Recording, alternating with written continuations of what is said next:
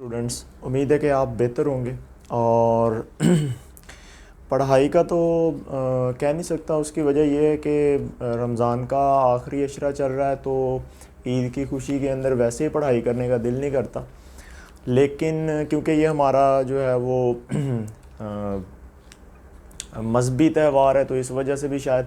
लेकिन हम लेक्चर को कंटिन्यू करेंगे। आप इसको जो है वो नोट करें, कॉपी पेंसिल निकाल लें। रीड आउट बाद में हो जाएगा, लेकिन कुछ पॉइंट्स हैं, उनको अगर अभी क्लियर कर लेंगे तो बेनिफिट प्रोवाइड होगा।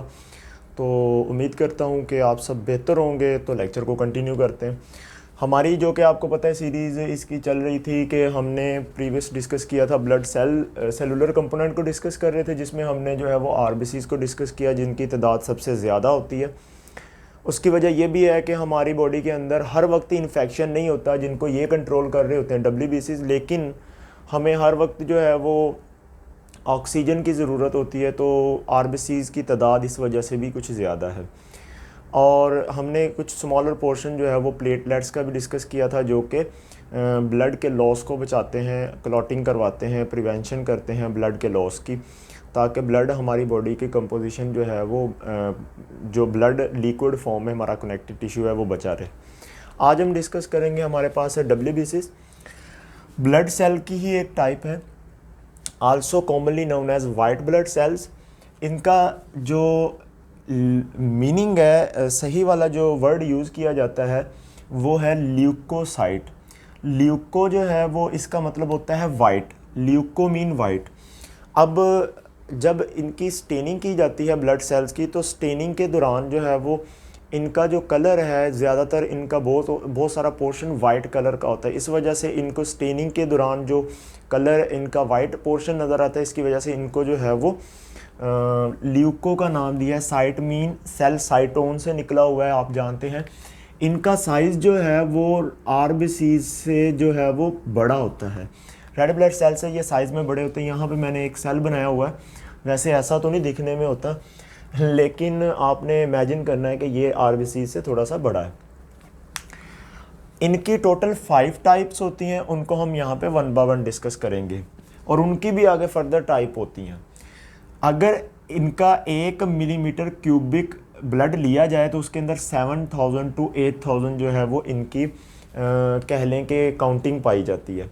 उसके बाद ये न्यूक्लिएटेड सेल्स होते हैं, और जो हमने आरबीसीज़ पढ़े थे वो जो है वो ए न्यूक्लिएटेड थे या नॉन न्यूक्लिएटेड थे।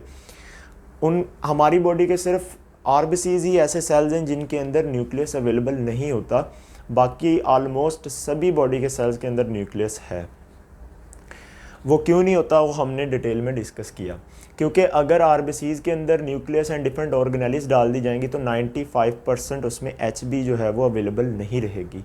और एचबी का होना बहुत ज़रूरी है, क्योंकि ऑक्सीजन की ट्रांसपोर्टेशन में हीमोग्लोबिन का बहुत बड़ा रोल है। उसके अलावा ये न्यूक्लिएटेड सेल्स हैं। इनका लाइफ स्पैन देखा जाए तो फ्यू आवर टू ईयर तक जाता है। फ्यू आवर टू ईयर का मतलब यहाँ पर यह है कि कुछ ऐसे सेल्स हैं जो कि कुछ दिनों तक रहते हैं, और कुछ ऐसे सेल्स हैं जो कि साल तक भी ज़िंदा रहते हैं। जैसा कि मोनोसाइट जो है, जब वो मैक्रोफेज में कन्वर्ट हो जाते हैं तो ईयर्स में इनकी लाइफ चली जाती है।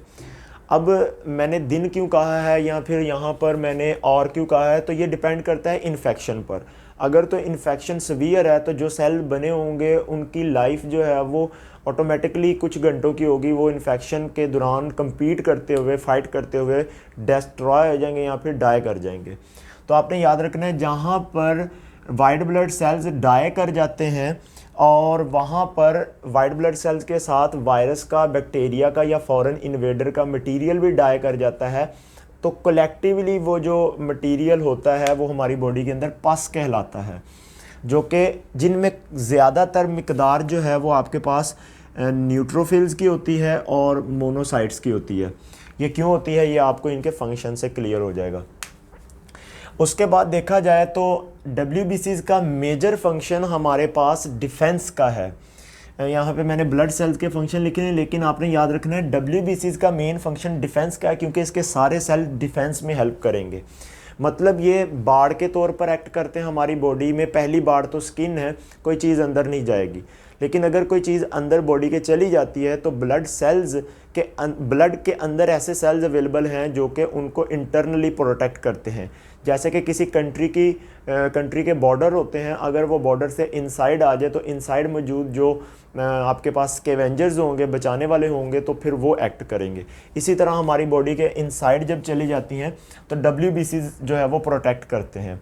WBCs को जब स्टेन किया जा रहा होता है तो स्टेनिंग के दौरान उसके सेल्स के अंदर कुछ ग्रैन्यूल्स नज़र आते हैं। कुछ ऐसे WBCs होते हैं जिनके सेल के साइटोप्लाज्म के अंदर स्टेन्ड ग्रैन्यूल नज़र आते हैं, और कुछ ऐसे आपके पास WBCs होते हैं जिनके सेल के अंदर स्टेन्ड ग्रैन्यूल्स नहीं होते। कहने का मतलब ये नहीं है कि इनमें ग्रैन्यूल्स नहीं होते, इनमें ग्रैन्यूल्स होते हैं, लेकिन वो इतने छोटे होते हैं कि वो स्टेनिंग में प्रोसेस में नज़र नहीं आते। जो नज़र आते हैं उन सभी को हमने ग्रैन्यूलोसाइट का नाम दे दिया है। मतलब ऐसे ल्यूकोसाइट जो कि ग्रैन्यूल्स रखते होंगे इनको कहेंगे ग्रैन्यूलो ल्यूकोसाइट, और ऐसे जिनमें नहीं होता होगा उनको कहेंगे ए ग्रैन्यूलो ल्यूकोसाइट। ग्रैन्यूलो ल्यूकोसाइट के साइटोप्लाज्म को देखा जाए तो इनके साइटोप्लाज्म में बड़े बड़े ग्रैन्यूल्स अवेलेबल होते हैं। अब ये कौन कौन से सेल्स हैं, मैंने इनकी तीन जो है वो डिवीजन को ऐसे लिखा है, BEN Ben, B for basophil, E for eosinophils and N for neutrophils. अच्छा, इसको याद रखने का एक और भी तरीका है, B for basic, E for acidic कह सकते हैं, N for neutral, basic, acidic and neutral. तो इससे भी आपको ये जो है वो याद रहेगा। उसके अलावा आपने याद रखना है सारे के सारे ग्रैन्युलोसाइट को, और भी याद रखने का मेजर तरीका ये है कि इनके एंड पे फिल्स लफ्ज़ आता है। बाकी आप पढ़ेंगे तो दूसरे ए ग्रैन्युलोसाइट के एंड पर फिल वर्ड नहीं आता, यहाँ पर फिल जो है वो वर्ड जो है वो आता है। अब बेजोफिल जो हैं ये आपके पास अगर WBCs को देखा जाए तो टोटल WBCs का 1% होते हैं, जस्ट 1% होते हैं। पूरे WBCs का 1% होते हैं। मतलब अगर हम 1 क्यूबिक मिलीमीटर क्यूबिक ब्लड को लें, क्यूबिक मिलीमीटर ब्लड को लें, तो उसके अंदर हमें 1% जस्ट बेजोफिल जो है वो नज़र आएंगे। बेजोफिल के सेल को देखा जाए तो इसमें बड़े बड़े जो है वो ग्रैन्यूल्स मौजूद होते हैं, लार्जर ग्रैन्यूल्स होते हैं, और इसका जो न्यूक्लियस होता है वो न्यूक्लियस आपके पास बाइलोब्ड होता है, लेकिन वो इतना ज़्यादा क्लियर नहीं बाइलोब्ड होता, इसीलिए इसको किडनी शेप भी कहते हैं। तो ये आपके पास बेजोफिल की स्ट्रक्चर है। And what is the function of the basophil, आपने याद रखना है कि अच्छा एक चीज़ और यहाँ पे क्लियर करता जाऊँ कि आपके पास बेजोफिल, इओसिनोफिल्स और न्यूट्रोफिल्स, इनका साइज़ 2 से 3 गुना RBCs से बड़ा होता है। तीनों का 2 से 3 गुना। मतलब अगर RBCs साइज़ में आपके पास इतना है, ये जस्ट RBCs का साइज़ इतना है, ये आपके पास RBCs है, तो RBCs का अगर साइज़ इतना है तो RBCs का आप इसी तरह का 2 गुना कर लें और 3 गुना, तो उतने साइज़ के आपके पास क्या होंगे, बेजोफिल, न्यूट्रोफिल और इओसिनोफिल्स। इनका जो मेजर फंक्शन होता है वो आपने याद रखना है, इनका फंक्शन होता है केमिकल मेडिएटर में।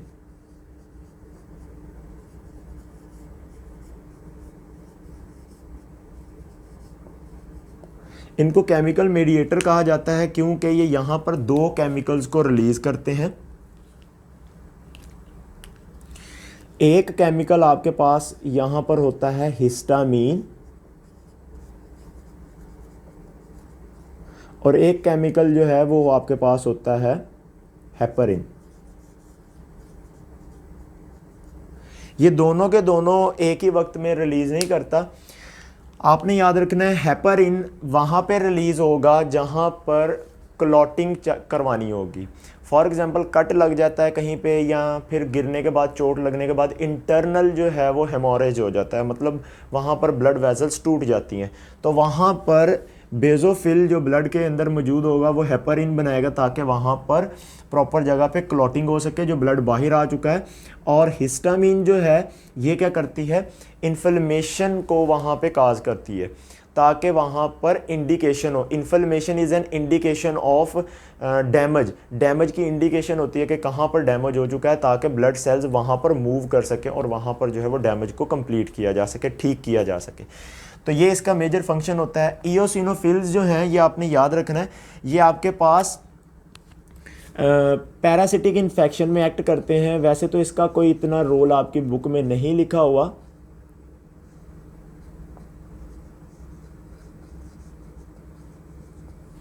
मीनिंग क्या है कि आपने याद रखना है कि जितने भी पैरासाइट के इन्फेक्शन होते हैं, पैरासाइट कुछ ना कुछ केमिकल्स को रिलीज़ करते हैं। तो ये जो इयोसिनोफिल्स होते हैं ये उन केमिकल्स की जो टॉक्सिसिटी है उनको क्या कर देते हैं, कंप्लीट तौर पर ख़त्म करते हैं ताकि पैरासाइट के इन्फेक्शन को रोका जा सके। ये बॉडी के अंदर कितने होते हैं ये आपने याद रखना है, ये आपके पास होते हैं 2%।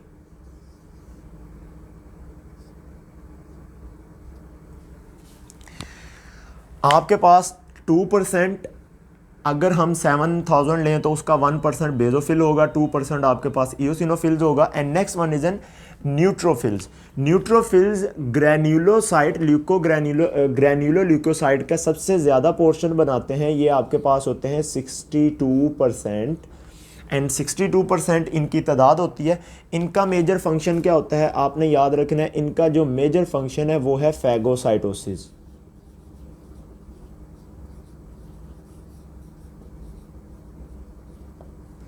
फैगोसाइटोसिस किन की करना, फैगोसाइटोसिस ये करते हैं कोई बैक्टीरिया आ जाए तो उसको फैगोसाइटोस करते हैं, या फिर कोई हमारी बॉडी का डेड टिश्यू है तो उसको भी फैगोसाइटोसिस करते हैं। तो ये फैगोसाइटोसिस में हेल्प करते हैं। अब देख लें ये वाला और ये वाला, इन सभी के काम क्या है, हमारी बॉडी को प्रोटेक्ट करना, डिफेंस में हेल्प करना। तो ये सारे के सारे डिफेंस में हेल्प कर रहे हैं। आगे अगर हम ए ग्रैन्युलोसाइट्स की बात करें तो इनका जो साइटोप्लाज्म होता है उसके अंदर ग्रैन्यूल्स होते तो हैं लेकिन स्टेनिंग के दौरान नज़र नहीं आते। लेकिन आप यही समझ लें कि इनका साइटोप्लाज्म ग्रैन्युलर नहीं होता। अब लिम्फोसाइट्स की बात की जाए, चलें फर्स्टली हम we will discuss here monocyte. Monocyte आपके पास ऐसे सेल्स होते हैं जो आपके पास, एक तो आपने याद रखना है कि इनकी जो परसेंटेज होती है वो 3% होते हैं, ये होल ऑफ द WBCs 3% होते हैं। और इनकी जो लाइफ होती है वो 10 to 20 आवर होती है,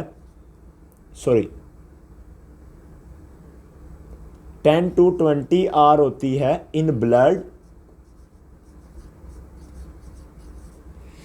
and then they go to the tissue. तो ये टिश्यू में चले जाते हैं। टिश्यू में जाने के बाद जो मोनोसाइट होता है इट कन्वर्टेड इनटू मैक्रोफेज, ये मैक्रोफेज में कन्वर्ट हो जाता है।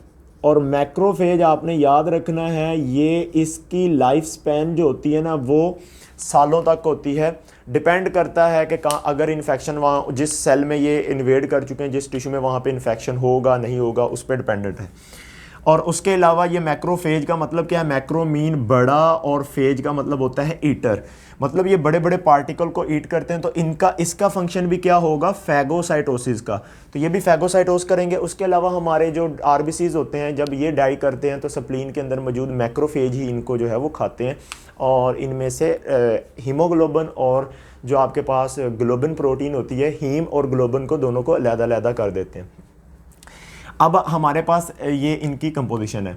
उसके अलावा ये बॉडी के अंदर क्या करते हैं, कुछ प्रॉपर डिफेंसिव सिस्टम इस तरीके से प्रोवाइड करते हैं कि कोई भी अगर बैक्टीरिया बॉडी के अंदर आ जाता है तो वो बैक्टीरिया को ये क्या कर देते हैं, ये उस बैक्टीरिया को क्या करते हैं, किल कर देते हैं। इसके अलावा ये जो है ये कुछ केमिकल्स को भी प्रोड्यूस करते हैं। उन केमिकल्स का नाम होता है साइटोकाइनिन, और वो साइटोकाइनिन भी जो है वो हेल्प करता है इन डिफेंसिव सिस्टम। इसके बाद करते हैं डिस्कशन लिम्फोसाइट की। तो लिम्फोसाइट की बात की जाए, as the name indicate, lympho आपके पास एक सिस्टम है हमारी बॉडी के अंदर, लिम्फेटिक सिस्टम। तो इसका मतलब ये लिम्फेटिक सिस्टम के साथ इसका कोई ना कोई रिलेशन है। इसके अलावा अगर इनकी बात की जाए परसेंटेज की, तो ये हमारे टोटल आरबीसीज की परसेंटेज में होते हैं 32%।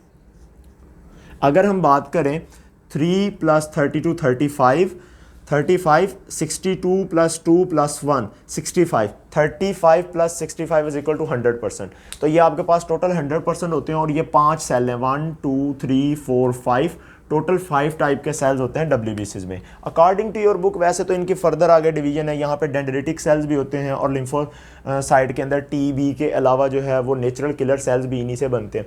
तो आगे हम इनकी बात करें तो हमारे पास ये 2 तरह के होते हैं, एक होते हैं T सेल्स और एक आपके पास होते हैं B सेल्स।